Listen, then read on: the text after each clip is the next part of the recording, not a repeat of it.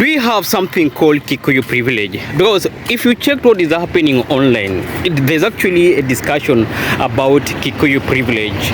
And this discussion started when the president and other leaders, announced the completion of Sagana Kenol Marua Highway. That is a 4-lane dual carriageway. And people from there started saying, Kikuyu privilege, that how come these roads are just built in Mount Kenya? And also those from Mount Kenya started this conversation that, for us, our leaders work, that for us, our leaders deliver. If they don't deliver, we vote them out. But there are people who felt that it's not about the leadership you have in Mount Kenya. Instead, it is about the privilege you people have enjoyed, because since independence, Mount Kenya has produced 3 presidents. That is Jomo Kenyatta, Uhuru Kenyatta, and Kibaki, 3 presidents. So because they had their people in government, they benefited, that they got some privileges from the government that delivered the region at the expense of other parts of the country. And also those who rebutted that argument said that there was also Moi. Moi was president for 24 years. So if it's an issue of privilege, then Baringo would have privileged that much. Not just Baringo, but Rift Valley in its entirety. 24 years, that is a lot. You see that rebuttal, that if it's an issue of, Kikuyu or Mount Kenya having presidents, and those presidents taking development, to the regions they come from, then Rift Valley would definitely have benefited that much for those 24 years. So what do you think about this? Is it an issue of Kikuyu privilege because they have had their people in government, or it's an issue of hard work where, people from Mount Kenya are entrepreneurial, they push themselves, or you see it as just an issue of government developing one area at the expense of other areas? Okay, for me, this is how I look at it. I wouldn't completely say that it is because of the former president coming from the region, but I would also say that, looking at how marginalization has happened in Kenya, to some extent we would say that Mount Kenya has developed because they have had their people in government. You will all agree with me how resource distribution or allocation is done in Kenya. For many years it has been about lobbying, that when you have your people in government, those people will lobby to get resources to your area. Meaning those who do not get that much representation definitely will miss resources. And that's how marginalization has happened in Kenya. But today we have, for instance, equalization fund, where those areas perceived to have been, marginalized for long receive equalization fund. Apart from devolution fund, they receive annually. So if you look at all that, you don't completely say that, Mount Kenya enjoys Kikuyu privilege, because right now we have equalization fund that allows those areas that maybe to some extent were marginalized, at least to also develop so that they can be at par with the other regions.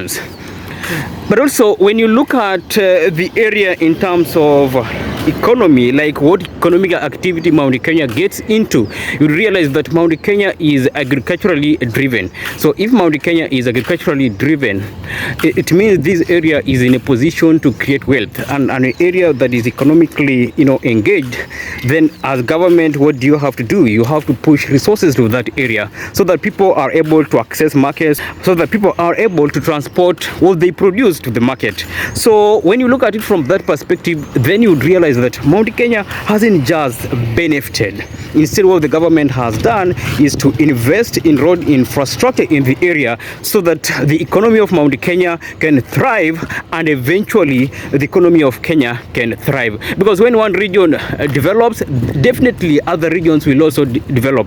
Because as a country, our resources are not just from one area. Instead, we need that, nationhood, where we all bring our resources together to strengthen what Kenya is, to develop what Kenya is today. That is it. But also, when you look at the issue of leadership, you'd realize that Mount Kenya, yes, these people try to hold their leaders accountable. And sometimes, for a member of parliament, you only serve for 5 years. So meaning, if you don't deliver on what you promise people, these guys would vote you out. But when you look at what is happening in other regions, that has not been the case. For instance, someone like me, I come from Western Kenya. And in most cases, it's not about what you do as a leader, but it's about the party. So for instance, if you've been elected on an ODM ticket and you remain this committed or this strong supporter of ODM, definitely next time again you will win that ticket, and people will elect you not because you've performed. People will just elect you just because of party. That has been happening in other parts of the country.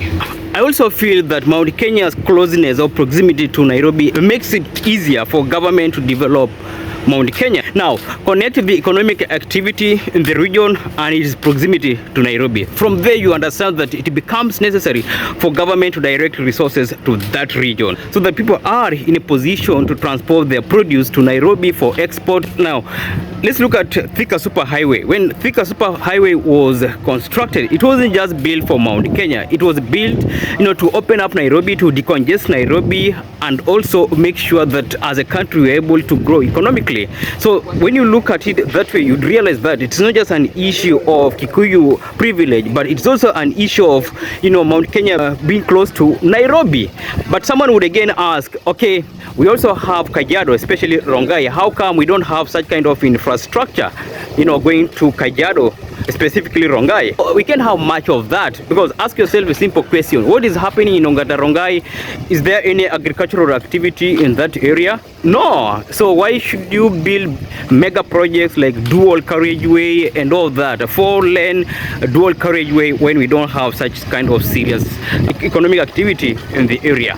So understand this, that Mount Kenya is economically productive, and Kenya as a country actually relies on Mount Kenya to some great extent, that it shouldn't underrate and reduce it to our politics and all that. As far as I know, even for government, when you want to do some development projects, the government also considers the economic activity in an area.